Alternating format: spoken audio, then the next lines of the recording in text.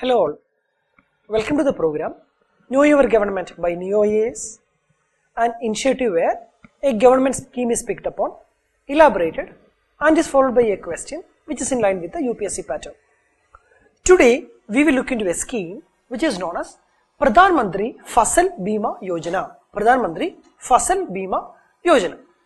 Now, this is a scheme which is launched in the year 2016.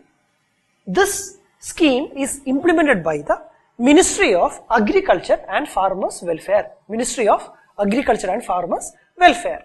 Now, the major objective of this scheme is to provide insurance coverage for crop failures and thus helping in the stabilizing income of farmers. If there is a scenario wherein which because of X, Y or Z reason, that is because of calamities, natural calamities, because of not having sufficient rains, droughts, etc. If a crop is failing to give the required yield, then the farmers will be given an insurance coverage for that crops is the idea of Pradhan Mantri Fasal Bima Yojana.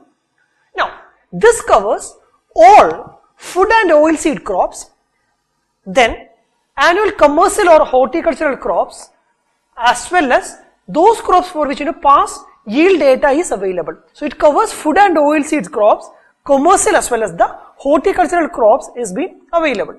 But the only prerequisite is that for those crops which need to have a crop cutting experiment etc. done, that needs to be done on a proper basis, and also those should be conducted under the general crop estimation surveys. So this covers food and oilseed crops as well as the commercial and horticultural crops is the one thing which we need to remember about Pradhan Mantri Fasal Bima Yojana. Now, this scheme, Fasal Bima Yojana, is basically replacing two schemes which was in existence at that point of time. That is, it is replacing National Agricultural Insurance Scheme, National Agricultural Insurance Scheme as well as MNIAS, that is Modified National Agricultural Insurance Scheme. So these two schemes has been replaced by the Pradhan Mantri Fasal Bima Yojana when this scheme has been implemented. Now, this scheme is implemented by empaneled general insurance agencies or general insurance companies, because this scheme is one in wherein which the insurance are given for crop failures. So in those scenarios there should be insurance companies to come into the forefront, and those companies, insurance companies which are generally empaneled by the government, those are also playing a pivotal role.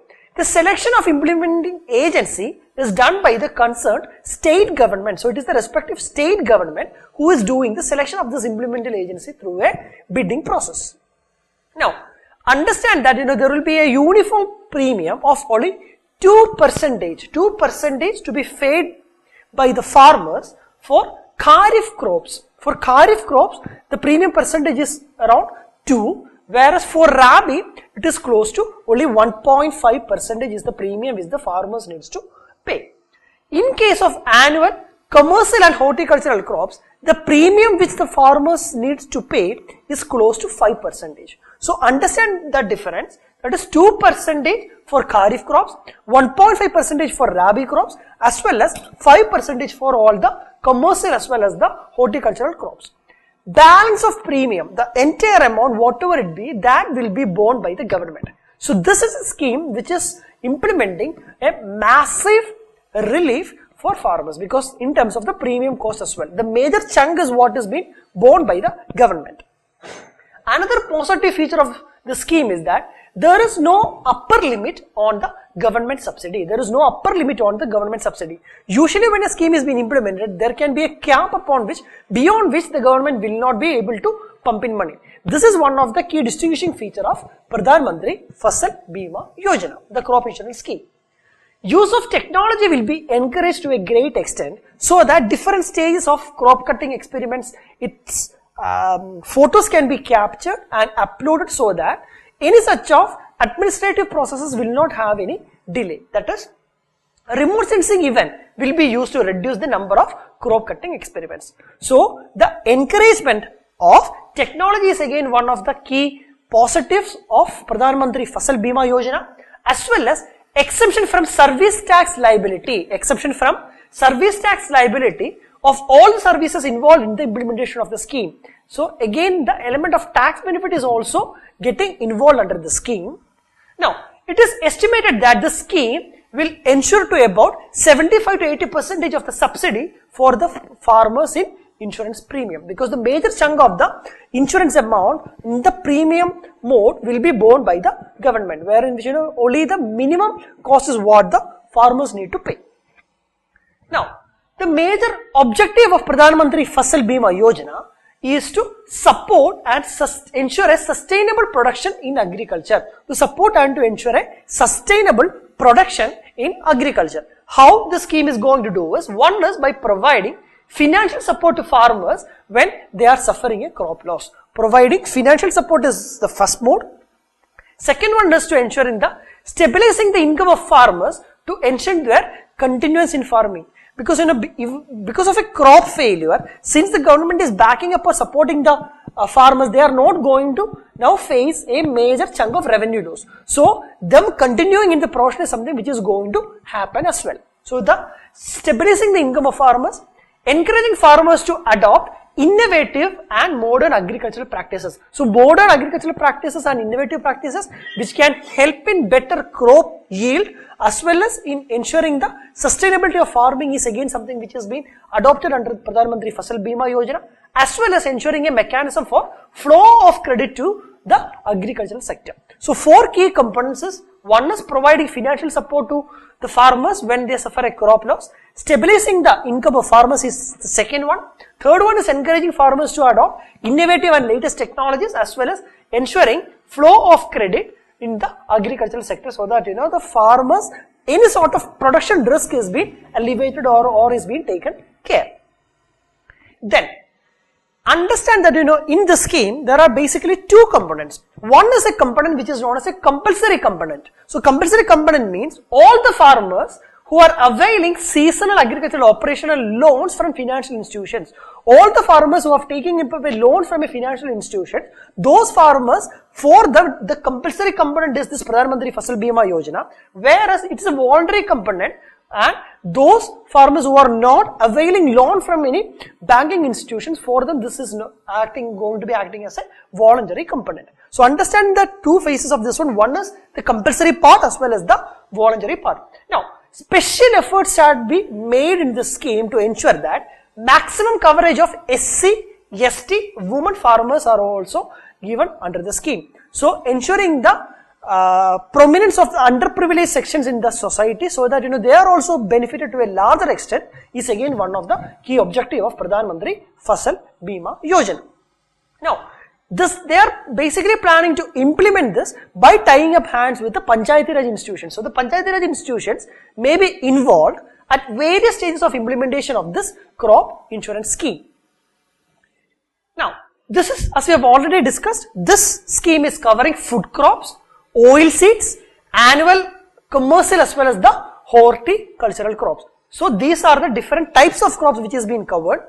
General exclusion, that is losses arising out of any war, any nuclear risk, any malicious damage and other preventable risk shall be excluded under the scheme, because nuclear risk, again purposefully or created malicious damage, losses arising out of war, etc. are not something which is going to happen on a very frequent note. Whereas if the losses basically because of any climatic error, because of any drought, etc., that is going to be for a valid segment, is one of the idea under Pradhan Mantri Fasal Bima Yojana. So these losses will not be included, that is nuclear risk arising out of a war, arising out of other preventable risk, etc. shall not be covered under the Pradhan Mantri Fasal Bima Yojana. Now, coverage of risk and exclusions basically would have four key subsegments. That is, first one is for prevented sowing or planting risk. Prevented sowing or planting risk, which means that insured areas is prevented from sowing or planting due to deficit of rainfall or adverse seasonal conditions. That is prevented sowing or planting risk. There is a scenario wherein which the sowing or which is preventing the planting up of the plant. In those cases, there can be a case of involvement in this one. Next one is regarding standing crop, that is both from sowing to harvest. For the standing crops, for them to cover yield losses which is mainly due to any non-preventable risk. Non-preventable risk is like droughts, flood, hailstorm, cyclone, typhoons, hurricane, tornado, landslides, natural fire, etc. So these sort of unidentifiable or unpredictable risks, in such cases, those are coming under the heading of a standing crop from both sowing to harvesting as well. Another key component of this one is the coverage of post-harvest losses. Post-harvest losses. That is, after the crop has been harvested for a specific period also, there is a coverage coming under Pradhan Mantri Fasal Bima Yojana. That is, coverage is available only up to a maximum period of 2 weeks from harvesting. 2 weeks from harvesting for those crops which are allowed to dry in cut and spread condition in the field after harvesting against specific perils. That is, maximum period of 2 weeks is when the post-harvested loss is being inculcated under the Fasal Bima Yojana, as well as for localized calamities. That is, calamities which are occurring on a local region, say for example like landslide, hailstorm, etc. In those cases also, the crop insurance coverage is being envisaged. So, prevented sowing or planting risk, standing crop risk, post-harvest losses, as well as the localized calamities. Now, the scheme shall be implemented on an area approach basis. That is, depending upon the scenario, the area of coverage of the crops which has to be insured has been identified. In cases of widespread calamities, if a widespread flood is occurring, if a drought is occurring for a widespread region, in those cases, defined areas at a village level or at a panchayat level is what has been identified for the crop coverage. Whereas for localized calamities, say for example, like a post-harvest loss has been occurring. So for the localized calamities which has been happening on a very local region part per se, in those cases it is going to be the affected farmer's insurance field of the individual farmer. That is, the field which has been insured would be the area which will be covered. So understand that this is having an area approach basis in terms of the insurance coverage. Whereas their long-term plan is to have or come up with a geofenced or geomapped region having homogeneous risk profile. So a geomapped region, okay, particular region X for a longer area of that one, okay, this area is having a risk in terms of drought. So probably that can be covered under the drought aspect. So that is what how they are planning for a long-term coverage under Pradhan Mantri Fasal Bima Yojana.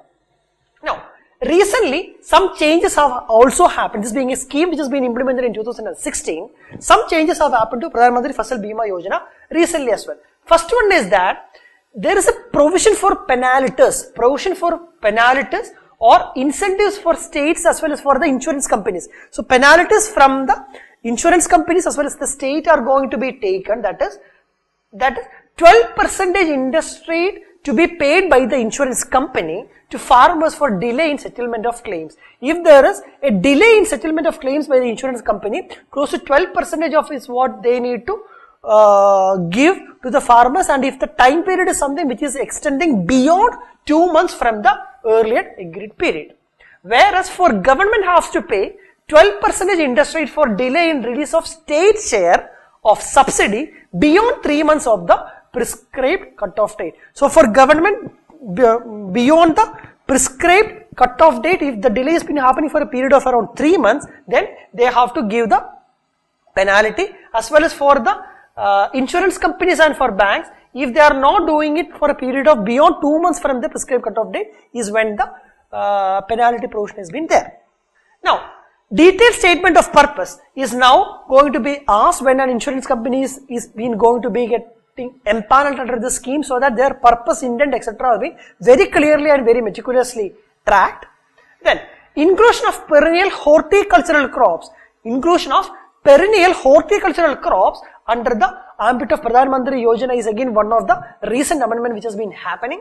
Now, inclusion of hailstorms in post-harvest losses besides the unseasonal and cyclonic rainfall. So, hailstorms inclusiveness in terms of the post-harvest losses again another one of the key recent changes which has been happening to Pradhan Mantri Fasal Bima Yojana. Inclusion of cloud burst and natural fire in localized calamities in addition to hailstorm, landslide and inundation. So in addition to hailstorm, landslide and inundation, they are now including cloud burst as well as natural fire in the ambit of local calamities. Then add-on coverage for crop loss due to attack of wild animals. So if the crop has been destroyed through an attack of wild animals, and add-on coverage has been also proposed by the proposed under the Pradhan Mantri Fasal Bima Yojana, where with this provision has to be borne by the respective state government. So this add-on provision has to be borne by the respective state government.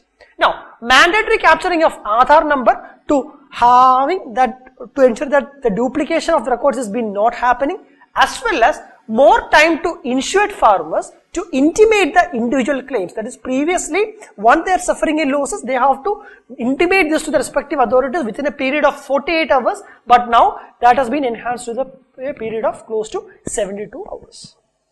So that is the crux of Pradhan Mantri Fasal Bima Yojana. We will now look into a question which is based upon this one. Pradhan Mantri Fasal Bima Yojana seen in news is related to option A, providing a comprehensive insurance cover against failure of crop, thus help in stabilizing the income of farmers. This is more or less aligned with the objective of the scheme, that is against crop failure. Providing insurance can be one of the key objective of this one. So let us park that one. Option B is provides a comprehensive insurance cover accidents for accidents in agricultural and farming areas in India. So it is not pertaining to the accidents part per se in agricultural and farming areas, which is making the option B wrong. Option C is insurance scheme to protect travelers from rail related accidents and scientific mishaps. So no, this is not a scheme for insurance cover for rail related accidents and for other scientific mishappenings. No. Last option is providing a comprehensive fertilizer subsidy and cash incentive, thus helping in stabilizing the income of farmers. This is not related to providing fertilizer subsidy part per se. So which means option B, C and D is false, and the correct answer is option A, that is providing a comprehensive insurance cover against failure of the crop, thus helping in the stabilization of the income for farmers. Thank you so much.